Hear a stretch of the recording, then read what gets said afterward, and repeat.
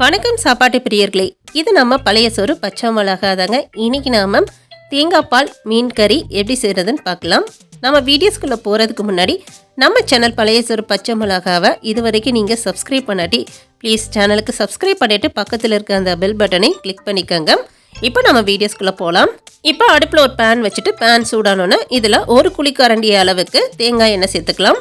எண்ணெய் சூடான பிறகு இதில் கொஞ்சமாக கடுகு, கொஞ்சம் உளுத்தம் பருப்பு, கூடையே கொஞ்சம் சீரகம் சேர்த்துக்கலாம்.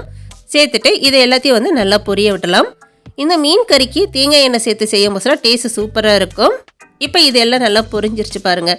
இதெல்லாம் நல்லா பொரிஞ்ச பிறகு இதில் 3 பெரிய வெங்காயத்தை சின்ன சின்னதாக கட் பண்ணி வச்சுருக்கோம். அடுத்து காரத்துக்கு 2 பச்சை மிளகாய், அடுத்ததாக கொஞ்சமாக கருவேப்பிலை சேர்த்துக்கலாம். சேர்த்துட்டு இப்போ இந்த வெங்காயம் பச்சை மிளகாய் எல்லாத்தையும் நல்லா வதக்கி விட்டுக்கலாம்.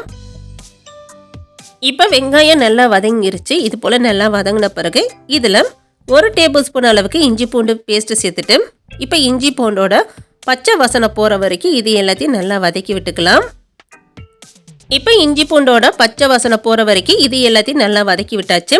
அடுத்து இது கூட புளிப்புக்காக 2 தக்காளியை சின்ன சின்னதாக கட் பண்ணி எடுத்து வச்சுருக்கோம். தக்காளியை சேர்த்துட்டு தக்காளி நல்லா சாஃப்டாக வதங்குற வரைக்கும் நல்லா வதக்கி விட்டுக்கலாம். இப்போ தக்காளி நல்லா வதங்கிருச்சு. அடுத்து இதில் 3 டேபிள் ஸ்பூன் மல்லித்தூள், காரத்துக்கு 2 டேபிள் ஸ்பூன் தனி மிளகாத்தூள் சேர்த்துக்கலாம். உங்கள் காரத்துக்கு ஏற்றாப்புல தனி மிளகாத்தூள் சேர்த்துக்கோங்க. அடுத்து 1/2 டீஸ்பூன் மஞ்சத்தூள், தேவையான அளவு உப்பு சேர்த்துட்டு இப்போ இது எல்லாத்தையும் நல்லா வதக்கி விட்டுக்கலாம். இந்த மசாலாவோட பச்சை வாசனை போகிற வரைக்கும் இது எல்லாத்தையும் ஒரு 2 நிமிஷம் நாம் நல்லா வதக்கி விட்டுக்கலாம். இப்போ மசாலா நல்லா வதங்கிருச்சு. அடுத்து இது கூட தேங்காய் பால் சேர்த்துக்கலாம். தேங்காய் பால் 1.5 கப் அளவுக்கு எடுத்து வச்சுருக்கேன். இந்த தேங்காய் பால் திக்கான பால் சேர்க்காதீங்க. கொஞ்சம் தண்ணி பாலாக, அதாவது 2ஆம் பால் சொல்லுவாங்களே அந்த தேங்காய் பால் தான் இப்போ நான் சேர்த்துருக்கேன். இப்போ தேங்காய் பால் சேர்த்த பிறகு இது எல்லாத்தையும் ஒரு வாட்டி நல்லா கலந்து விட்டுடலாம். இதை எல்லாத்தையும் நல்லா கலந்து விட்ட பிறகு அடுப்பு ஸ்லோவில் வச்சு இந்த கிரேவியை 5 நிமிஷம் நம்ம அப்படியே கொதிக்க விட்டுலாம். 5 நிமிஷம் கழிச்சு ஓப்பன் பண்ணி பார்க்கலாம். இப்போ நம்ம மூடி போட்டு மூடி 5 நிமிஷம் ஆயிடுச்சு. இதை ஓப்பன் பண்ணி பார்க்கலாம்.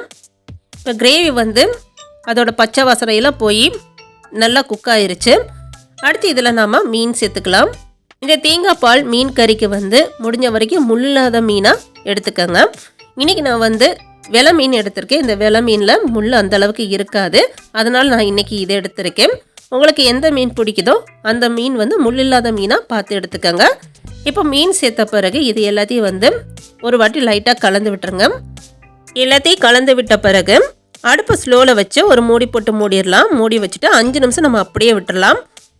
இப்போ 5 நிமிஷம் ஆயிடுச்சு. மீன் நல்லா வெந்துருச்சு. இப்போ இந்த ஸ்டேஜில் நாம் 1 கப்பு நல்லா திக்கான தேங்காய் பாலாக சேர்த்துக்கலாம். தேங்காய் பால் சேர்த்த பிறகு இது எல்லாத்தையும் லைட்டாக கலந்து விட்டுடலாம். இதை கலந்து விடும் போதுல மீன் உடஞ்சிராமல் பொறுமையாக கலந்து விட்டுக்கலாம்.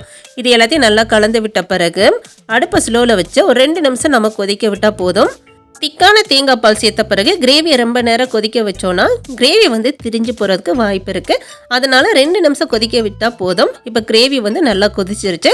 இதில் கடைசியாக கொஞ்சம் ஃப்ரெஷ்ஷாக இருக்க கருவேப்பிலை சேர்த்துட்டு கலந்து விட்டு இறக்குனா அருமையான தேங்காய் பால் மீன் கறி ரெடி. இந்த மீன் கறி ஒயிட் ரைஸ், இட்லி, தோசை, சப்பாத்தியோட வச்சு சாப்பிடும்போது டேஸ்ட் சூப்பராக இருக்கும்.